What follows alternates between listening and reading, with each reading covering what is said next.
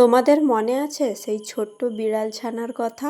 ও এখন আমার ঘরে অনেক ভালো আছে, সবার সঙ্গে বন্ধুত্ব করতে চাইছে, কিন্তু কেউ ওর সাথে বন্ধুত্ব করতে চায় না। ছোট বাচ্চা তো, তাই জন্য খেলা করে গোটা ঘরটা মাতিয়ে রাখে। ওর নাম দিয়েছি পটকা, বড্ড দুষ্টু। সকালের বাসি কাজগুলো করার পর এখন জলখাবারটা খেয়ে নিচ্ছি। জলখাবারে ছিল মাংস, মুড়ি, সাথে কিছু লঙ্কাও নিয়েছি, কারণ আমি ঝাল খেতে বড্ড ভালোবাসি। এরপর সকালের ওষুধ খেয়ে চলে এলাম ছাদে পায়রাগুলোকে খাবার দেওয়ার জন্য। সকালের দিকে অবশ্য ওরা খায় ওই ধরো 5টার দিকে, তখন তো আমি ঘুম থেকে উঠি না, তখন মা ওদেরকে খাবার দেয়, আর মাঝে মধ্যে বেলার দিকে আমি ওদেরকে খাবার দিই। আজ দুপুরে তো বেশ গরম পড়েছে, তাই জন্য একটু সিম্পল রান্না করেছি। ইলিশ মাছের মাথা দিয়ে চাল কুমড়ো আর তেলাকচুর খাঁড়া। এই তেলাকচুর খাঁড়া তো আর ভাতের সাথে খাওয়া যায় না, ভাত খাওয়ার পর চিবিয়ে খাবো। এগুলো দেখলে হয়তো তোমাদের কেমন কেমন লাগবে, তবে এগুলোর পুষ্টিগুণ অনেক। সার বিষ ছাড়া